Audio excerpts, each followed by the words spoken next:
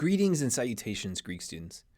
In today's lesson, we're going to cover lessons 28 through 30 of Clayton Croy's Primary Biblical Greek. Now, that's a little bit of an exaggeration. Really, what we're going to cover is what are called me verbs. So far, we've seen these omega conjugation verbs. So we've seen contract verbs like agapao. We've seen our old friend luo. We've seen second aorist verbs that, erkomai that becomes a lusomai. We've seen these odd forms, but they all, for the most part, end in these omega forms. When we get to these me verbs, they actually have different endings. And so what Croy does in lessons 28, 29, and 30 is he gives you the conjugations for these forms that we've seen all throughout with the omega conjugation verbs. So present, imperfect, aorist, participle, all the different forms that you've seen, and then he just shows you how that same grammar functions with these different verb forms. You do see some me verbs quite frequently, and you learn to recognize them and kind of recognize what tense they are. But once you see what you're doing, all the grammar that you've learned as it applies to the omega conjugation verbs is the same. So you're not learning any really new grammar concepts.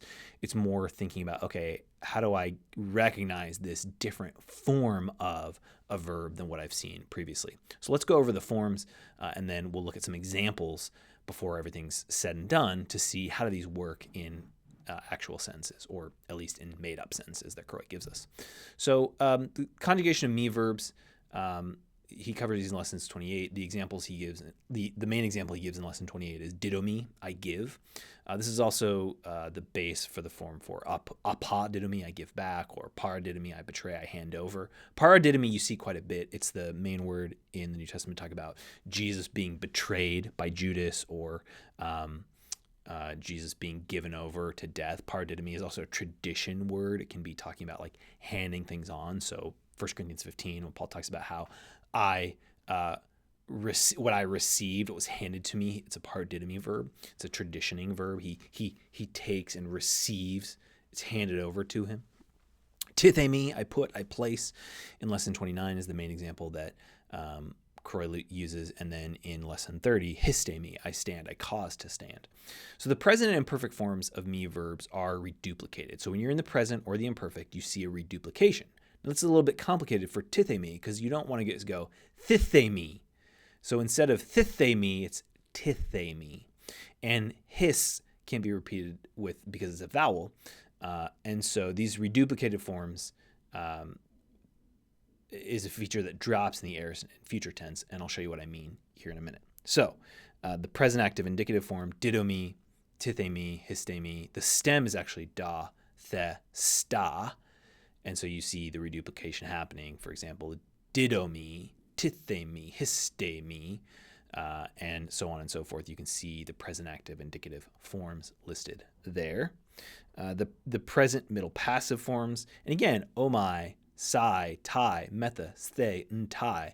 You've known these forms. You've seen these forms even back to the present middle passive. Omai, e, etai, amatha, esthe, antai.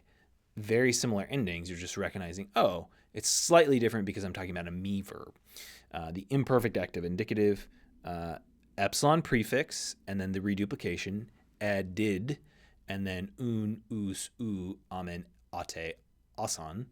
So again, not all that different than what you might expect in these imperfects.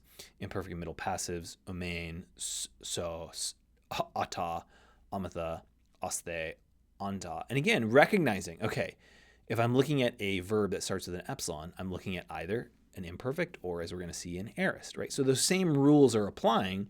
So you don't even necessarily have to have the endings, the stem endings, deeply ingrained in your mind, so much as being able to recognize, okay, what morphological changes are happening with this verb form that isn't the one that I'm used to seeing most often.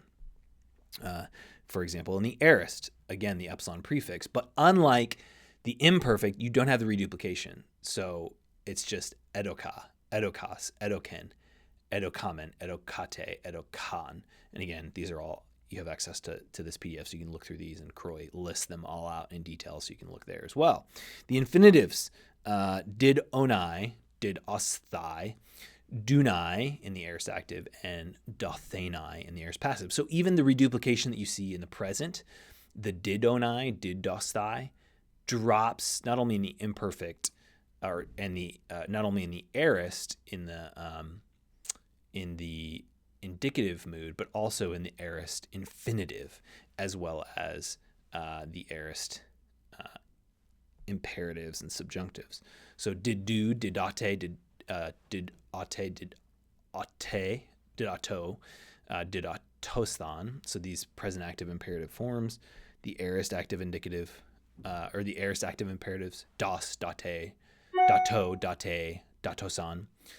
The present active participle, which these endings look pretty familiar. Again, learn to recognize them. On, usa, on, and the on becoming did us, and the reduplication. Right, the reduplication of the present indicative is kept in the present active participle, but then when you go to the aorist active participle, you don't see the reduplication. So it's learn to recognize these identifying features of going, okay, do I see reduplication? I must be in the present or the imperfect. If I don't, then I must be in the aorist. Croy also covers in these chapters irregular adjectives paulus and megas, many and great, and gives detail of how they work.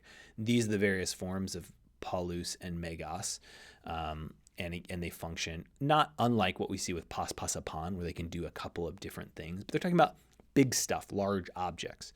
So in this lesson, what we've seen are more than an introduction, but the various forms of the me verbs, which are not the omega conjugation verbs that we're used to seeing. The important thing to recognize is not that, oh gosh, I've got to memorize this whole new list of verb endings. No. What you got to remember is the grammar that you've already learned from omega conjugation verbs applies here as well. And learn to recognize the unique verbal features. So if I see reduplication, I'm in the present or the imperfect tense of a verb, even if I'm in the participle form or the infinitive form. Or do I not see reduplication? Then I'm going to be looking at something that's aorist. And so you can kind of, by rules of elimination, recognize, okay, what kind of verb do I have?